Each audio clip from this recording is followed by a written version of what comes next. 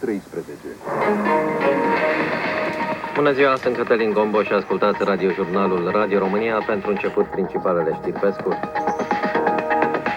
Comisarul European pentru Muncă sprijină eliminarea plafonului de 9,4% din PIB pentru pensii din Planul Național de Redresare și Reziliență. Rata de promovare la bacalaureat 2022 este cea mai bună din ultimii 10 ani, anunță ministrul Sorin Câmpeanu. Rusia, în pragul defaultului, ratează termenul limită de plată a dobânzii pentru datoria suverană în valută străină. Și vreme călduroasă cu maxime cuprinse între 25 și 34 de grade, 28 de grade acum în București și 756 de milimetri colon de mercur, presiune atmosferică. 162 de elevi au obținut media 10